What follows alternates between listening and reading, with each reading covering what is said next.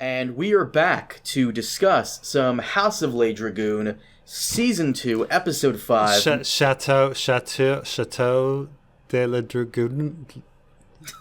What was that? Chateau de la Dragoon? You always say House de la Dragoon?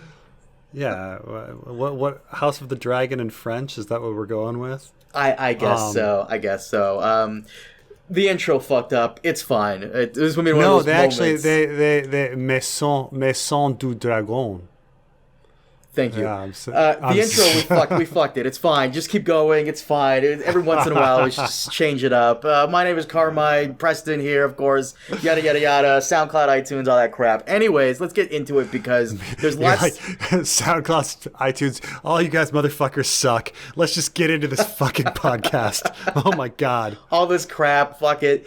Lots to talk about, which is interesting because... This was an episode made for book fans, and I didn't know this. I was asking Dragon Demands about this. He's on my small council as my master of the behind the scenes, and apparently for when he was telling me, the writer of this episode is one of George's assistants, and it is T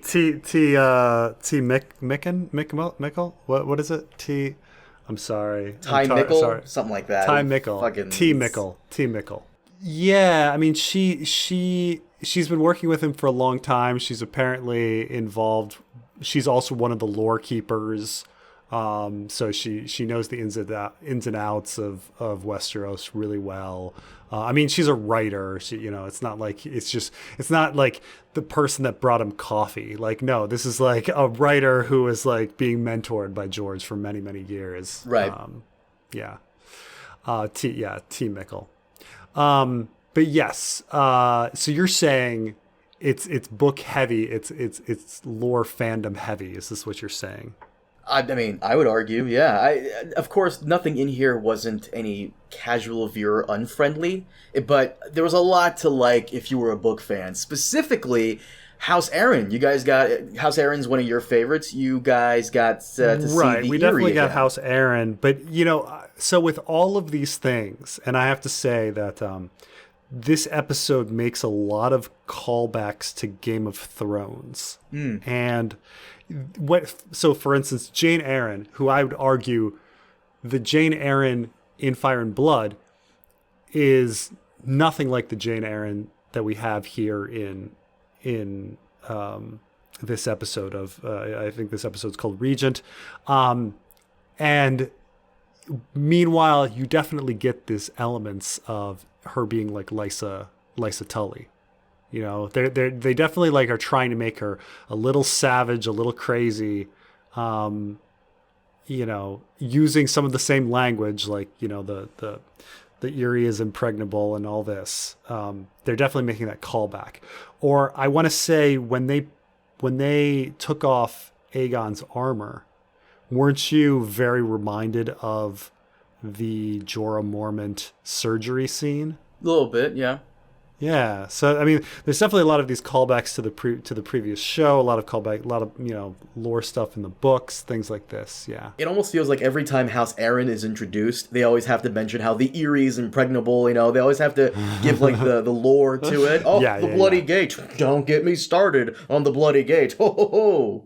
And by the way, obviously, like the reason that the Eyrie is impregnable is because like the Bloody Gate, where it's a vagina and a uterus. Like the whole thing is vagina and a uterus. Like, and I mean, in a very crass sense, like the people that are dropped out the moon door are, menstruations or abortions. I mean, George is being very vulgar when he talks about the Eyrie. There's a lot of vagina dick jokes, like, in his descriptions of the Eyrie and all this sorts of things. But yeah, yes.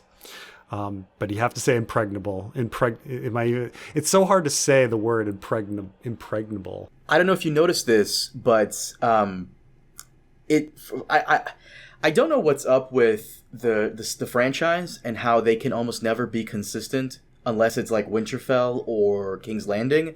Because, and can I send this to you here on, or should I send it to you on Facebook? Sure.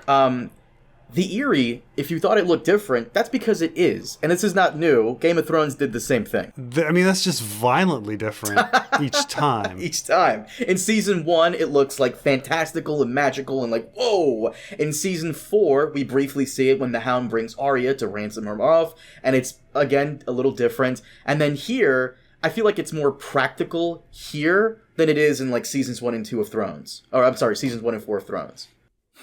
Yeah, I mean, honestly, all three of them are not what I would is not what I imagined the Eyrie to look like. I actually, when I pictured the Eyrie in my mind, it's more like Casterly Rock. Like it's a big mountain, and much of the castle is carved out of the mountain, which we kind of see in each of them a little bit. But I just kind of imagine more of it, you know, especially with like the sky cells and things like that. Like just being, you just got a sheer cliffside where you've got some things, caves carved out of and stuff like that. But I also imagine them being much higher up, like, you know, the trip up and with the way stations, and you know, you just don't picture this. It doesn't seem as far. You know, the Eyrie doesn't seem as far, but all right. So, yeah. I mean, they're all beautiful and imaginative. And I have to wonder, and this would be really cool if this was a thing, because the show House of the Dragon takes place 150 some odd years before Game of Thrones, and because this is, I guess, the original Eyrie, I wonder if in the past, the original Eyrie that we see in House of the Dragon, their moon door is an actual door instead of that trap door like they have at Jabba's palace, like on the floor, you know, where they open it up to like throw people out of. This is the big difference. In the books, the moon door is on the side of the it's a wall, and there's a door, and so when people are thrown out, it's fine if they plummet because you're just going off the side of a cliff. But in the show, they've decided to put the moon door on the floor, which George R. R. Martin thought that idea was much better and was like, oh, duh, like I should have done that. But at the same time, it means the castle has been built over open air. And so you can kind of see in these, and we'll put up these images, but you can kind of see, at least in the Game of Thrones images, that there is air underneath parts of the castle. Specifically the season 4 one. Yeah, the season 4 one is quite obvious, but you can kind of see it with the season 1 as well. That there is, the season 1 castle is more like it's built upon a stool, and there's like legs of the stool, and therefore if you're dropping something, you're dropping it kind of down in the stool. While the one in season 4, it's kind of built over a bridge, you know, and so you're kind of dropping it in the bridge. The season 2 House of the Dragon, I'm not seeing where the person would drop if it's in the floor. I mean, maybe it's in the wall, and that's what I'm saying. Like maybe back in the day, it's how it was in the books, but then in the future, they're like, oh no, we changed it. So right. People kept opening it and falling out by accident, so we had to change it. I guess that change, specifically that change of where you put the moon door, changes how you have to show the castle. So now I'm understanding the season 1 and season 4 designs for the Eyrie. Because they made that change of having the moon door in the floor, everything, like you have to design the castle differently. I will say the one thing I really loved about this episode is that, and this season in general, is that they really fixed our complaints that we had about House of the Dragon feeling like it's way too constrained to like this one location, and it was. Now we're going everywhere. This episode, everywhere. The beginning of the episode, we had Corlys at high tide, obviously King's Landing, and then we had Dragonstone, which of course we did, but we also had the Eyrie, we had Harrenhal, of course, Stonehenge. The twins, thank you. Yeah, and I hesitate to say that they're spoiling us because, yeah, this is something I've been asking for since season 1. However, at the same time, my whole thing is that Game of Thrones has always been about these extra characters and these other locations that we constantly visit, going back and forth. So, I can't complain too much because I'm happy it's here. I'm happy it's happening now, but it really should have been in the basic first package that we got. And I understand why it wasn't, so, yeah. But no, I'm thoroughly enjoying all these locations, all these new characters, Sabbath Frey, Amos Bracken. Nobody feels like carbon copies of anybody else. They all just feel massively different from each other, which is also really good. I mean, with this episode, there's a lot of because there's not as much dragons and titties, there's a lot more locations, a lot more lore dump, a lot more fan service, I would say, in this episode. I mean, I quite enjoyed the episode. I mean, I think the beginning was weird and jarring.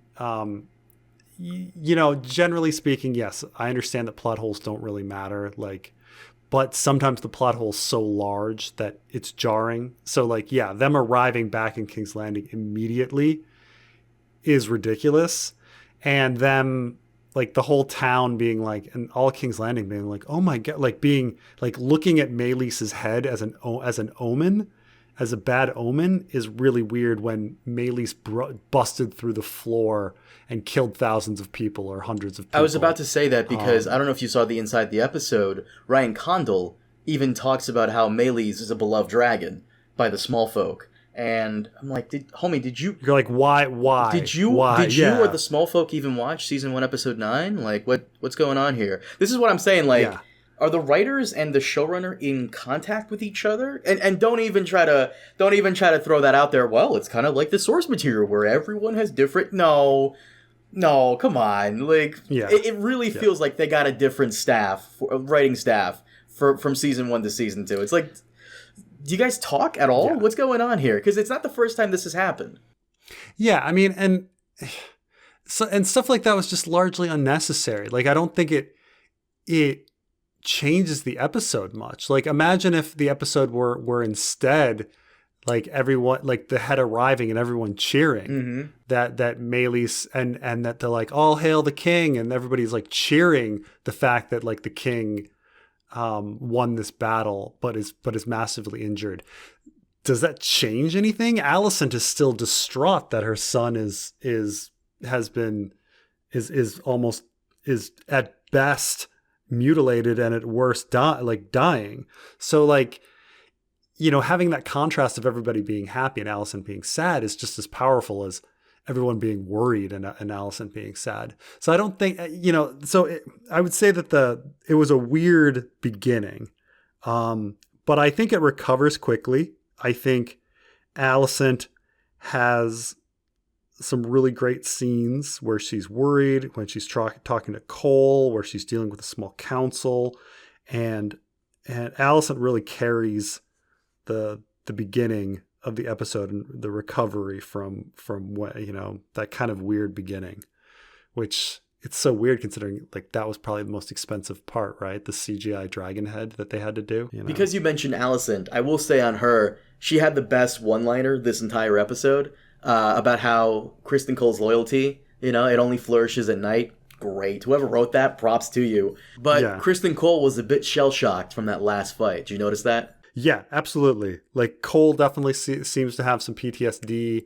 Also in the sense of finally he's kind of realizing the consequences for all of his actions. And he's quite explicit in this episode, the things I saw, oh my God. And kind of explaining why he needs to do what he does. He's scared. He's scared of what he saw. He's scared, and Aemon's got the biggest dragon, and what else is he gonna do? So I know I think it's an interesting turn for Cole, considering Cole has been largely a one-note show from the beginning, right? He's just kind of this butthurt asshole, right? Rhaenyra broke my heart, and then he's just been an asshole. There's more to it than that, because someone reminded me of this, and I'm like, oh my God, that's right, I forgot about this. Cole's hatred from a lot of the fandom, this is something you and I missed, and we haven't brought it up until someone brought it to my attention. Cole's hatred from the fandom it's very well deserved. Not because he's just butthurt, but because he knows that Rhaenyra was chosen to be the queen as a mandate of heaven because she saw the White Hart in episode 3. That's true. That's true, and you're right, and it's never brought up ever again, and he knows it. It's never brought up that he knows it, and he chooses to be such an asshole. So, and I'm sure most people forgot about that as well because we forgot it too. Yeah, I'm sure the writers and showrunners look. If later on he reveals, to someone that he's been that he knows he's been going against the gods or something all of this time or something, they need to lampshade. They should lampshade it at some point. But you're right that he should, in the same sense that Alicent is hung up on Viserys' last words. Occasionally Cole should mention that fucking heart, to bring some sort of point to that episode. Otherwise, that episode has very little. Everyone just forgets that. Like I say, I often bring up the fact that Alicent completely forgets Viserys' rant in that episode, but Kristen Cole forgets the heart in that episode too. So then, it's just what's the point of that episode? The only thing in it, the only thing that's kind of note in that episode is Harwin Strong leering at Rhaenyra, which I suppose went somewhere. But that's also about it. That episode 3 is also the first appearance of Larys, him coming in with his club foot. Yeah. But no, so to Dragonstone, Rhaenyra is kind of getting on my nerves. Not her fault, but these scenes of her constantly bickering with her council and her advisors and just her being questioned by her advisors. It's almost unrealistic how insubordinate they are. It's just really did these guys not see Daemon cut off Vaemon's head? Did they not see what even if you don't think Rhaenyra is going to do anything, they should all recognize that Daemon exists and he might come back any day and just be you guys suck, and behead one of them. And they are so rude and demeaning to their queen. It's amazing. And even that scene where Broom is talking trash to Rhaenys. And then of course Corlys walks in and they're oh no. But it's why would you think she wouldn't go to her husband and be these guys are dicks? If they're scared of Corlys, why wouldn't they be scared of Rhaenys and things like that? To play devil's advocate, I understand their anxiety. Yeah. I understand their annoyance because Rhaenyra has not really acted. And once again, to be fair, Rhaenys explains this in the first episode that it took her several days. Or not several days, several a long time to get over her daughter's death. Sure, but still, war is afoot, man. One of your counselors was defeated in one of the first major battles. So we got to get the other excuse I would give would be they all see their situation as desperate. So they're just look, she's not gonna do anything to us because we're all she's got, and she is completely outnumbered.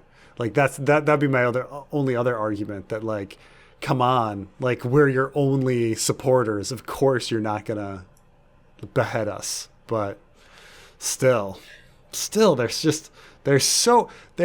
mean. They're so insubordinate. And I understand that they're trying to drive home the sexism angle, which is of course the major theme of the show. You can't deny it, but it's a little over the top where you're whoa, okay. I said this in my review, I'll say it here.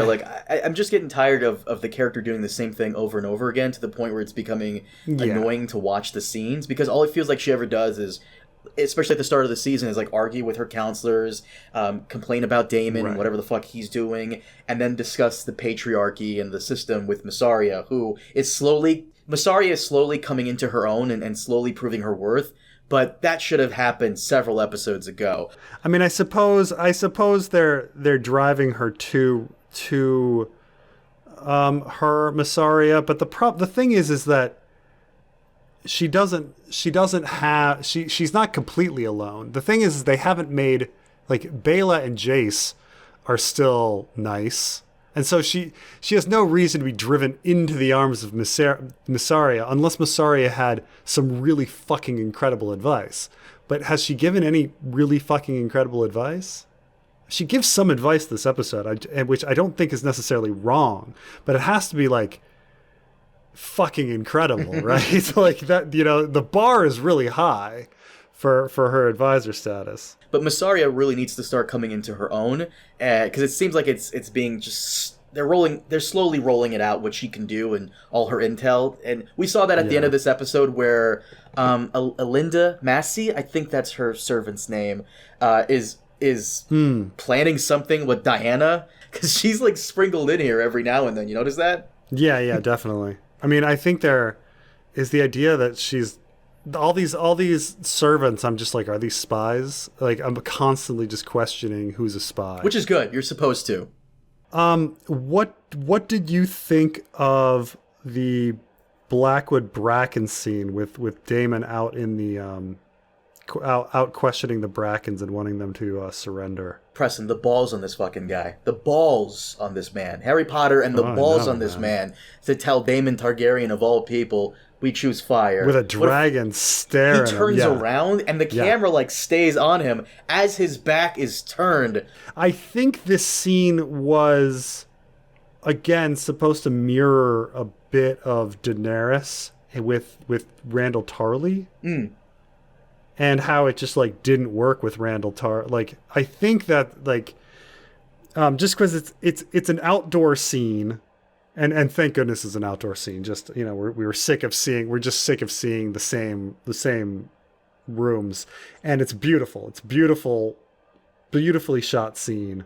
And the character of the Bracken character is such a Amos dickhead. Bracken. And the fact, and he's just so fearless as he turns around and is like, whatever, we choose fire. And you're like, oh man. The balls on this guy. Holy shit. I will say though, Daemon tells the Bracken, no, not the Bracken, he tells the Blackwoods, like, I was a little confused when he was saying, like, you know what to do, wink. You're not the only one. I thought it as well, and some people in my stream were talking about it as well. But when he kind of says, like, every man has his weakness, and then he's like, okay. And there was just this understanding. My first thought was, wait, are you sending him to go have sex with him? Dude, that's what I thought too. Yeah. And I don't know if it was like, that was intentional or what. I mean, in truth, what he was being sent to do was to harry their lands and abuse their small folk in a brave companion sort of sense. But instead, like, so many people interpreted the scene like, especially when you say, like, every man has his weakness. Like, usually when we talk about men's weaknesses, we, immediately you think of sex, right? Or like their family, like, like kidnap his kids or something and for, like, his heir or something, right? Right. And plus, but also, like, we have this hot and heavy men screaming at each other and then somebody talking about men's weaknesses. And then an instant understanding, like, wink, wink. And I was like, instant understanding was, but like, I immediately thought, like, okay, like, Daemon's bisexual. Maybe he's got gaydar and knows that both of these guys are gay, and he's sending the one guy off to bang the other guy. Like, that was the first thing. And some people are like, no, Preston, you're just sex obsessed. But like, the fact that so many other people have been like, no, I thought the exact fucking same thing. I mean, maybe it's just the sex obsessed people think this, but somebody in the writer's room must have, like, thought that too. I just find it funny how, like, Daemon even says, the crown can't be seen doing these certain things. And Blackwoods goes, you know what? I agree with you 110%. And he goes and he does this thing flying the Targaryen banner, because by the way, those people at the end of the episode who came to complain to Daemon, those weren't small folk. Yeah. They were Malister, they were Derry, and I think Mooten as well, the lords and lady and Piper of those places. Yeah, and apparently the closed captioning revealed this, because everybody's just like, who are these people coming in and waking up Daemon, feeling like they can wake up Daemon. And it was such a surreal scene, I thought it might have been a dream. Oh, real quick, by the way, this is something I caught, and I love this small attention to detail. This is what makes that guy Amos Bracken even ballsier than before. So when Jace is talking to the Freys, Sabbatha Frey at one point is negotiating with him, and Jace says, "Don't worry, you have the protection of my uncle." And Sabbatha, she even goes, "Has Daemon agreed to this?" Almost as though she's aware of his reputation as a piece of shit, like who just does his own thing.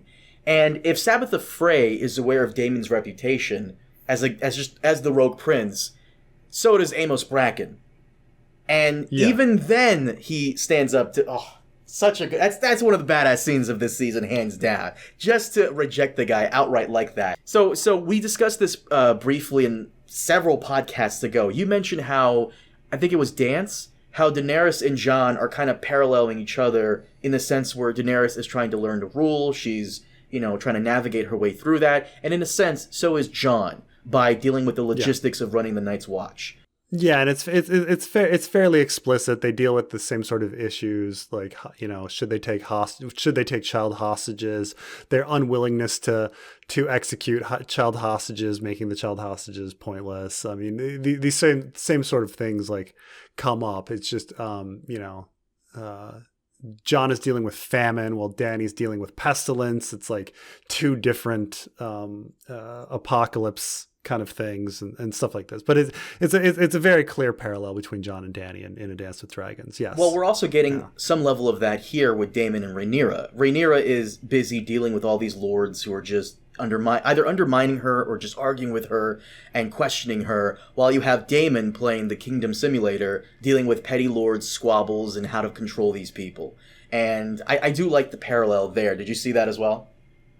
Yes, absolutely.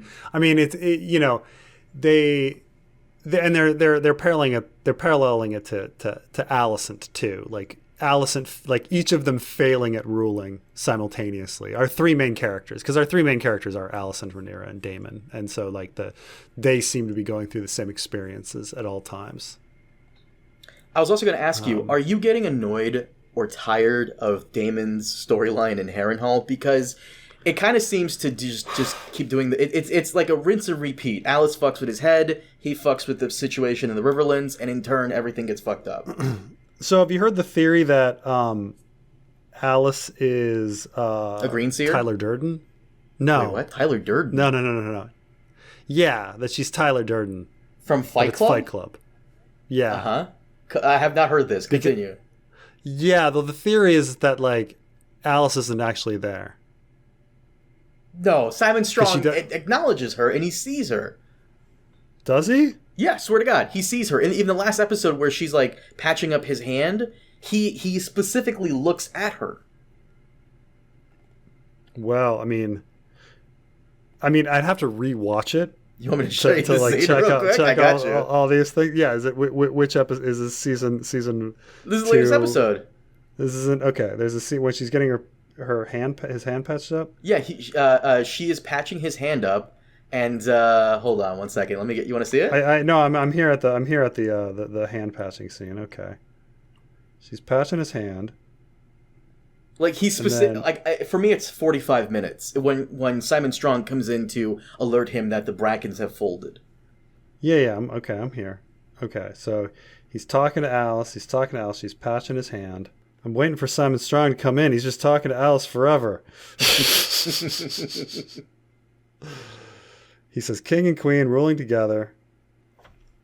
Why do you say 45? It's way more than 45. This is your problem, is that you don't have HBO Max, dude. I actually do have HBO Max, but I also download the episode so I can get my screen caps. Yeah. Okay. Here he's coming in. Okay. He does look at her for like a good 2 seconds. Yeah. Yeah.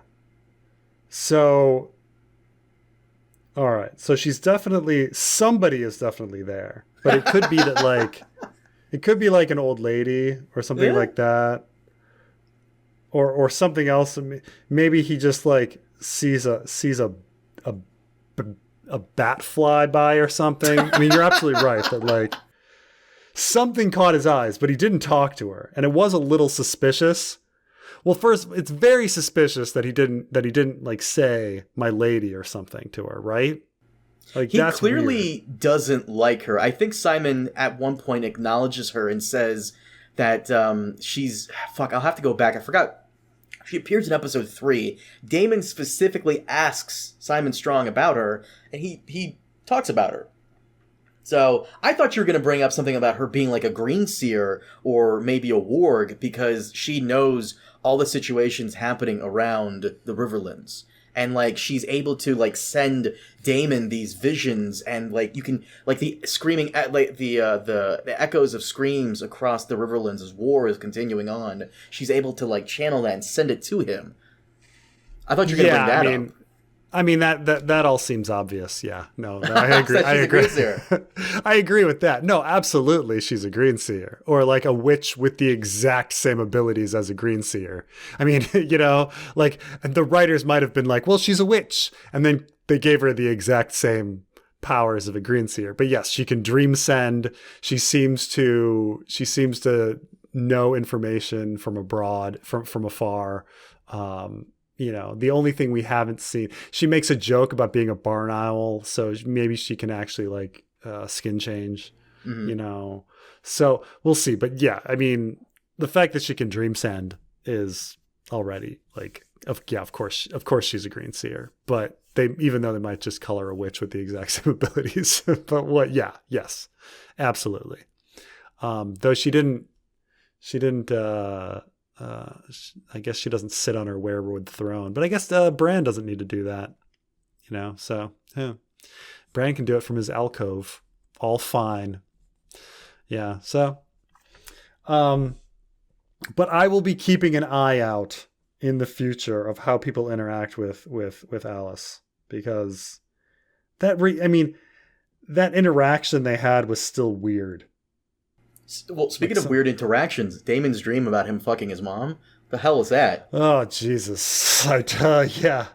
I think like most people, because the actress they chose had some similar look to Emma Aaron. I was thinking the same thing.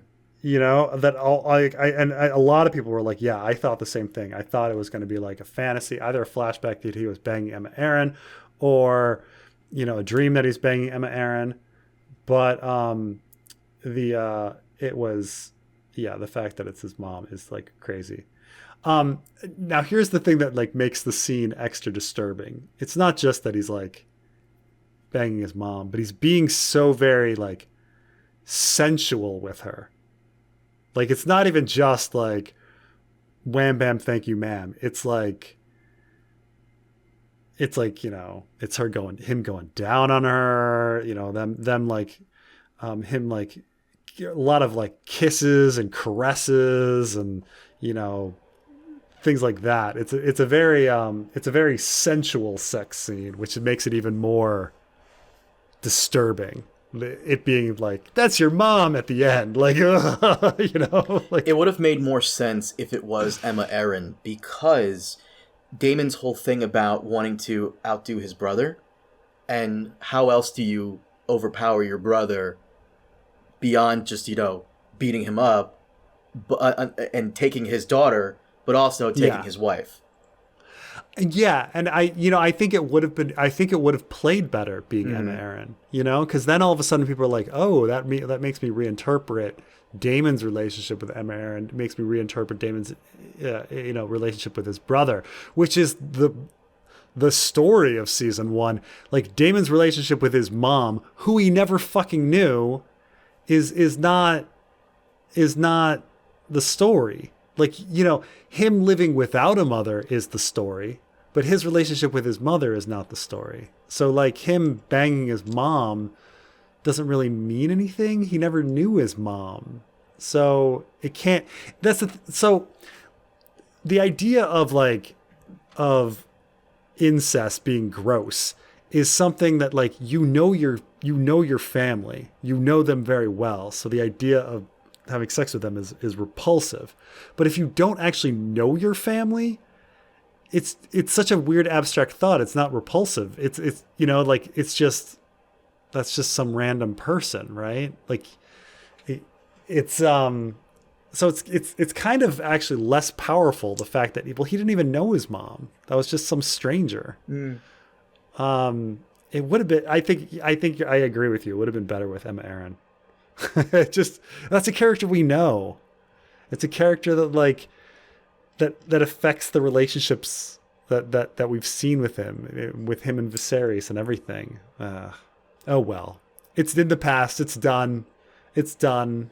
I was also wrong. I thought Alice Rivers' whole thing is to turn Daemon against Rhaenyra, but maybe it's the opposite. Maybe Alice Rivers is trying to get Daemon to reaffirm his loyalty to Rhaenyra, because we've actually find out his whole plan here in this episode, where he plans on forming an army, taking King's Landing, and Rhaenyra can rule alongside him as queen if she so chooses to do so.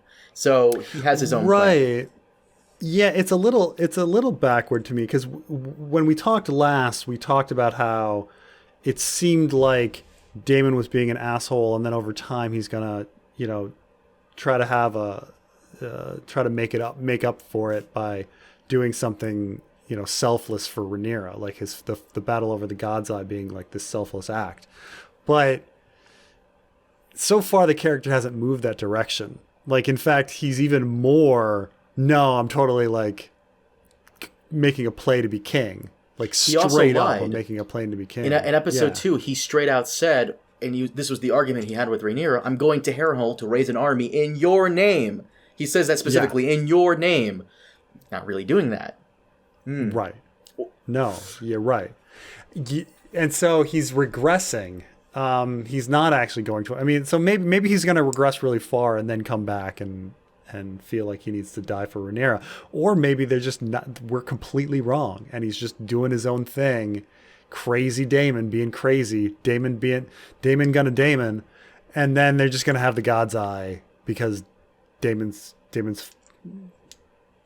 just wants to fight randomly.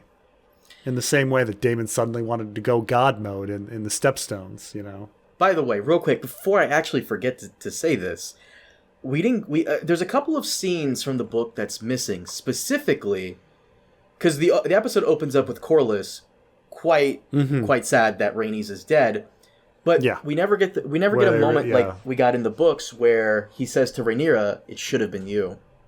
Oh, yeah. So let's see here. I want to bring So in Fire and Blood, there is a parallel scene to obviously Catelyn talking to Jon, in which Catelyn says it should have been you.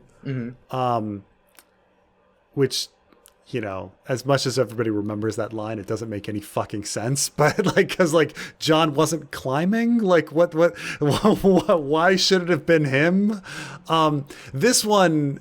The parallel line here, it should have been you, is said to the sea snake, and it actually makes sense in this context because Staunton sent for Rhaenyra, and she sent Rhaenys in her stead, and forbade her sons to join her. So, I have the quote here. Do you mind if I read it real quick? Sure. East of Blackwater Bay, Queen Rhaenyra was also faring badly. The death of her son Lucerys had been a crushing blow to a woman already broken by pregnancy, labor, and stillbirth. When word reached Dragonstone that Princess Rhaenys had fallen, angry words were exchanged between the Queen and Lord Velaryon, who blamed her for his wife's death. It should have been you, the sea snake shouted at his grace. So, instead, what we have is Rhaenyra giving him the Hand of the Kingpin. Yeah. Now, keep in mind that this is a Mushroom story. Mushroom is the source here. So, but I guess they just didn't want to make Corlys seem like a bad guy in the show. They wanted to make him all rainbows. By the way, I'm just also thinking of that moment in Fire and Blood, because in Fire and Blood, At this point, like Rhaenyra is supposed to go to Mushroom as her only person that it can console her and talk to her. You know, are you sad that's been cut? That she's not going to Mushroom. It says she's going to Massaria. Look, I'll be very real with you, and this is something like casual fans have been noticing, all the parallels between House of the Dragon and Game of Thrones. You have another woman in charge of the Eyrie, Lannister twins, like all this other stuff. Like you have everyone's starting to notice. We don't need the Tyrion parallel either with the Dragon Queen. Right. We don't need that Which is the original thing. Yeah. At least in Fire and Blood. George had to do a lot of retcons to shift that around. But yes, when he did find... Originally, Mushroom is... In the original Princess and the Queen and the Rogue Prince, Mushroom is not that important. He's just the person writing things down. And then all of a sudden, like when George put out Fire and Blood, he made Mushroom her advisor on Dragonstone, which becomes the plot. I think Fire and Blood came out before season 8, but you know, the fact that this is or season 7, season 8, but the fact that like that becomes the plot of Game of Thrones shows that like this is what George was thinking, that Daenerys is going to be on Dragonstone at some point with Tyrion as her advisor, and here we have Mushroom advising Rhaenyra in the same situation. By the way, Rhaenyra's hatred of bastards, or lack thereof, you've mentioned that before, if you recall. Yeah. We almost had a moment of that here, where Jace is talking to her at the very end of the episode, and she says, let me get to the episode here, she goes... Are you suggesting we put a Malister on a dragon, a Tarly? And I'm like, I mean, you put a Strong on a dragon, because technically her children are bastards. Right. I mean, it's kind of weird where her first thing is like, the blood's too thin. And you're like, is it? Is it? Like, is it? Okay. I mean, you literally have like brown-haired bastard kids like flying dragons with no problem, and you had no thought, like you put no thought into it. You were just like, here we go, dragon egg for you, little Joffrey. Everybody gets a dragon egg. Come on down. No, but like it's true, and honestly, I'm surprised Jace didn't like call her out on it, because there was that scene. Right, like when she says blood's too thin, he'd be like, I'm only half Targaryen. Like you could have easily just said that. Technically speaking, like, you know, it's still possible that Kristen Cole could be Jace's dad. That we'll see about that. But it doesn't really matter, does it?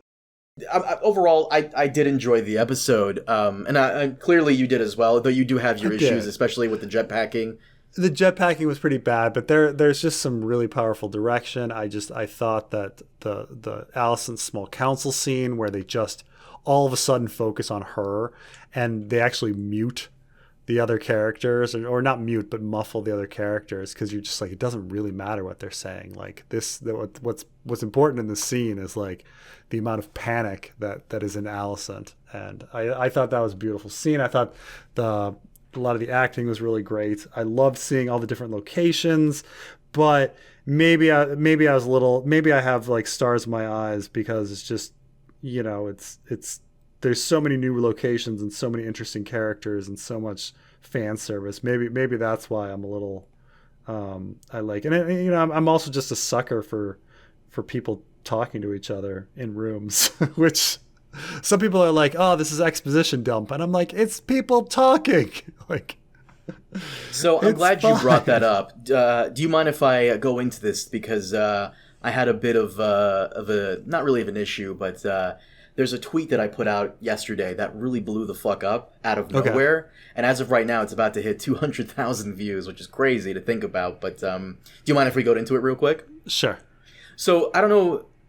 I know you don't really read your comments that much. Maybe you'll read like the first day and you'll like whatever. But I consistently go through my comments. I enjoy interacting with the people who you know, comment on my videos. 99% of the time, it's always a great interaction. But there's always that 1% that makes you scratch your head and go, huh? And something I've been seeing ever since episode 2 is this growing consensus of people. I shouldn't even say people. It's maybe like a couple of less than 10 people. But it's still, you see the numbers growing of people calling the show boring. And so I went on Twitter yesterday and I wrote this. Do you mind if I read it out? Sure. I said, I think the most insane thing right now that is plaguing House of the Dragon and this franchise are the quote-unquote new fans I've noticed coming in saying they're bored. I get that as our social media use increases over time, we become less patient. More on that in a minute. But come on. The Game of Thrones / Song of Ice and Fire franchise was always about two characters, sometimes more, in a room talking to each other. The action set pieces, while fun, was never what the series was about ever. The books are even worse about this, so don't even tell me you're a book fan. In fact, if you think about it, when you ask the average Game of Thrones fan when the show started getting bad, they'll tell you every time, Season 5. And that's ironically when we started getting more action scenes and less dialogue. It's normal to have a laid-back and relaxed episode to catch your breath after a big battle, but some of you kind of forgot about that. Now, I want to bring up a very good point this one guy made. I'm trying to find it here because he is so right. Because and I have asked people before, and this was also a conversation in one of your streams a while back of when Game of Thrones started to go downhill. In my opinion, I think Season 5 was great, but a lot of people like to say Season 5 is where you started to see the cracks. I disagree. No, I would say Season 4 you see the cracks, but Season 4 is still okay, and I would say Season 5 is bad. But that's my opinion. The first three seasons are really solid. Let me see here. I fucking love this guy. Shout out to this guy. From the top rope, he comes in and he goes, every Zoomer bitching about House of the Dragon Scene 2 being boring wouldn't have survived Game of Thrones Season 2. Jon spending half of the season aimlessly walking around with Ygritte, Dany doing fuck all in Karth, Robb and Talisa sappy romance, House of the Dragon Season 2 looks like a thriller in comparison. It's hilarious when people think of the second season, they only remember Tyrion and King's Landing, the Arya Tywin scenes, and the Battle of the Blackwater. The reason being because everything else was painfully boring. I don't think everything else was painfully boring, I don't, but he has a point about like the former. He does have a point about that. Right. Well, earlier you brought up this tweet to me and I was like, and I think my response was, I thought the joke about Game of Thrones was it was two people walking in gardens, like, and you're like, the South Park thing too, like walk with me, Kenny, and it's like, you know, like that, and that was and that's what we loved about it. It's just like, ooh, two people walking in a garden, and you know, scheming about the Game of Thrones, right? Mm-hmm. I mean, the show is Game of Thrones, not Fight for Thrones, right? Or Battle for the Thrones. It's the game, right? Which is like the politicking. The non-violent part is actually like the plot, right? I mean, this is why I say quote unquote fans, because you can't fucking sit there and tell me you're a fan of this franchise when all of the franchise's best moments have always been those two people in a room. Like, for example, for those of you who know me, get ready to groan and roll your eyes. I'm going to mention that one scene again from Season 1. Robert and Cersei, and then Season 2. Tywin and Arya. Preston's favorite was Theon and Maester Luwin. Season 3. Jaime and Brienne. Yeah. Season 4, Oberyn and Tyrion. It's always the... Season 5, Jon and Maester Aemon. Yeah. And how about this, Carmine? Uh-huh. I know your favorite character. Who's your favorite character? Littlefinger. How many battles was Littlefinger in? Oh, exactly. Chaos is a ladder. Come on, my dude. That was just a conversation between Littlefinger and Varys. Come on. Right. Like, you can't tell me you're a fan of this franchise when you... It's like telling me... I was telling you this earlier. It's like telling me you like Pokemon, but you don't like interacting with the Pokemon or catching them. Bro, that's the whole series! How can you sit there and tell me you're fighting any of this? And this is started with episode 2. People saying... This episode has too much Pokedex in it. Man, there's too much explaining what the Pokemon do. It's getting to the point where it's like, really? And I'm like, I don't want to make this a generational thing, but... it really, there's been studies done about this, and I remember this specifically, reading this study and going, you know what? Shit, that's me. There's a study done that us being on our phones and computers all the time has made us impatient because entertainment now is everything is ready right now. TikTok is usually like a bunch of videos that are like less than a minute, and it's one of the most popular platforms on the internet. YouTube Shorts, incredibly popular because it's like less than 59 seconds. I get that you guys are losing your patience over time, but come on. Oh yeah, I mean, like honestly, like a presidential candidate was nearly assassinated, and like right now, Carmine and I are recording. It's Tuesday. Like everyone's forgotten about it. It's like it's Tuesday. Like yeah, that happened on Saturday. Like oh my god, like what's wrong with this? Oh my god! And like, look, I'm not trying to, because the previous guy said the Zoomers, the Gen Zers, and Gen Zers are becoming adults now. When Game of Thrones was airing, Gen Zs, they were kids, and so on and so forth. Gen Zs are the first generation to be constantly online. So as a millennial, I've noticed myself being impatient when I'm reading an article. I just want to get to the end. I want the too long, didn't read. Sometimes when I'm on Reddit and I'm like reading like something someone said, I always scroll down for the too long, didn't read, because I myself am getting impatient as I spend a lot of my time on these devices. And I feel like for the Zoomers coming up, and even Gen Alpha, it's going to be even worse. But guys, this is what this series has always been about. You can't sit there and tell me you're a fan of this when this is always what it's always been. You just can't tell me that. And I know some people are going to say, well, I want to read this one guy here. I hope you don't mind, Silvino, because he's out of his mind.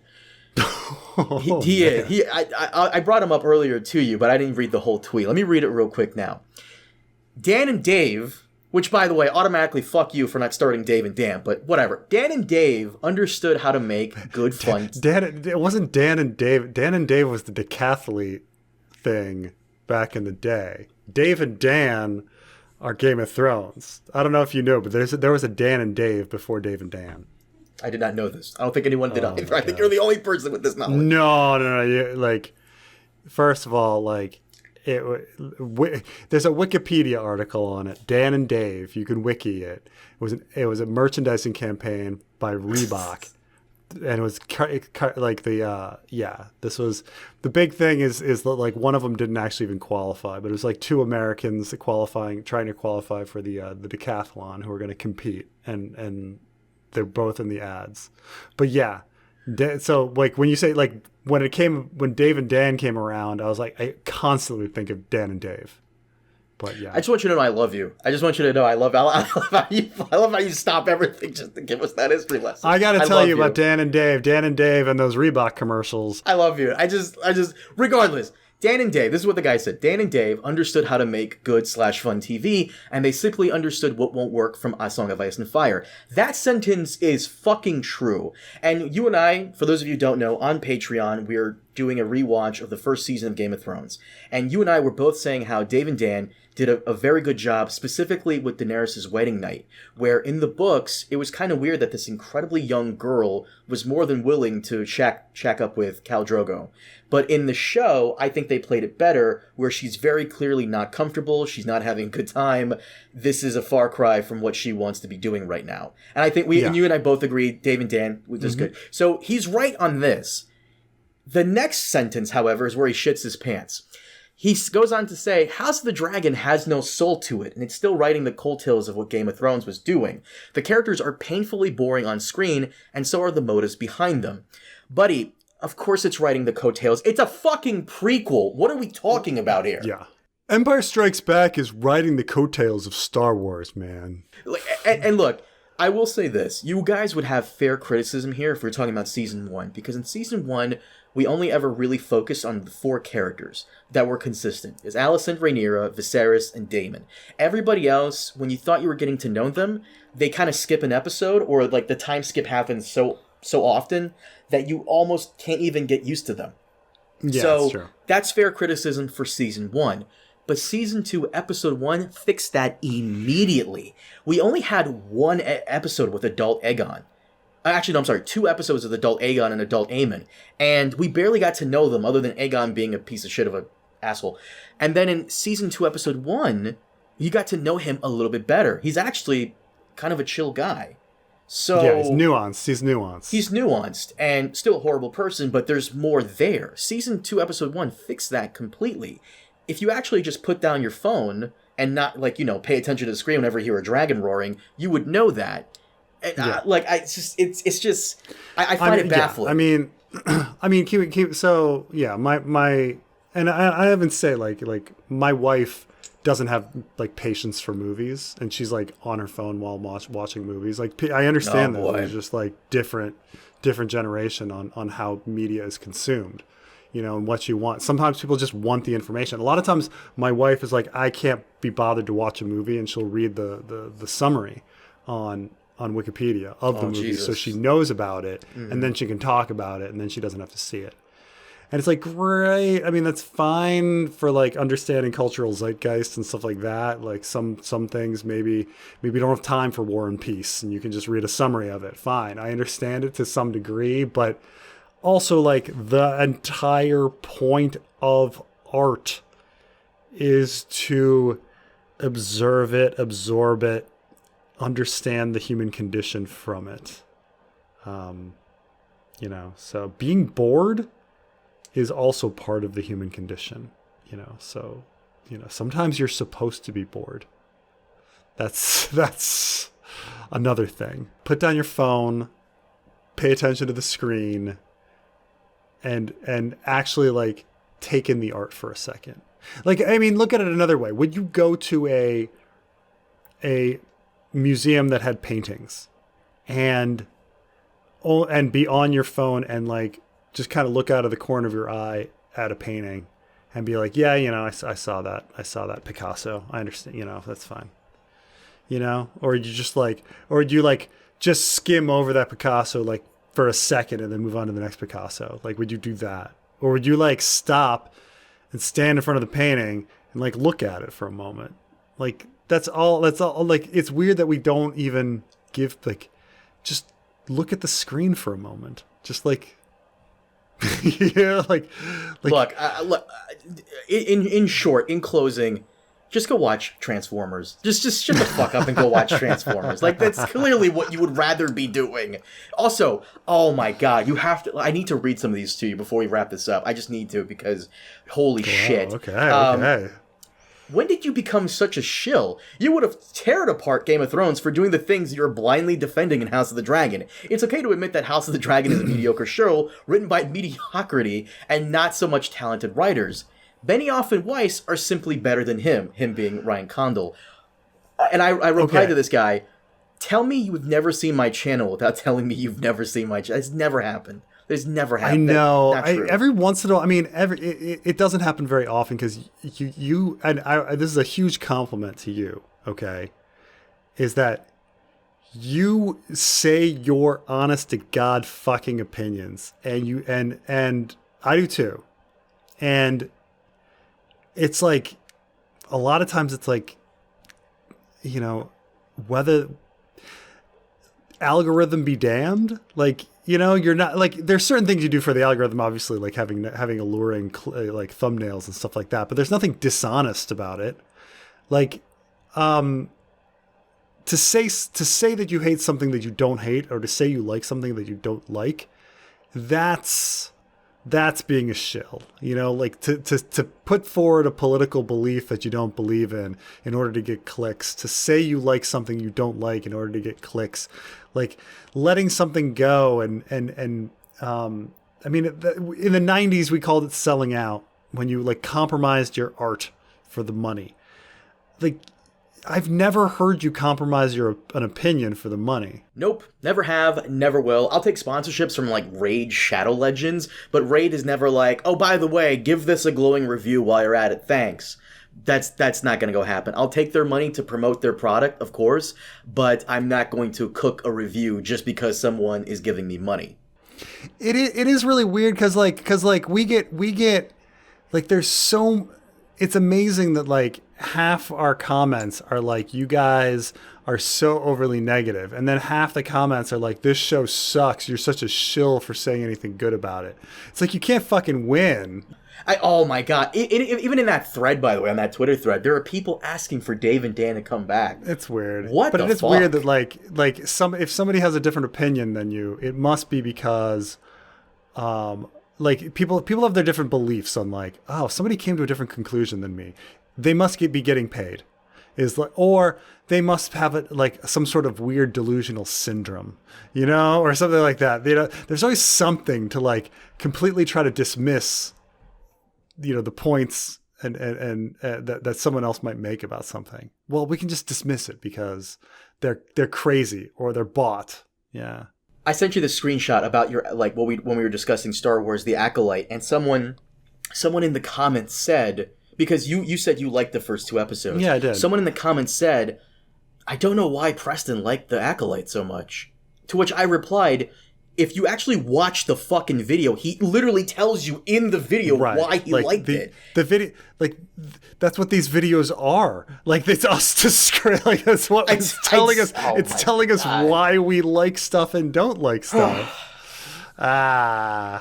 It's just a bunch of dumb fucks. It really is. I do apologize to the audience for the excessive cursing. It's just me being raised in Jersey. I apologize. But oh my god, you have to oh my god, boring? Boring. I go into detail every review about what I liked and what I didn't like. In excruciating detail.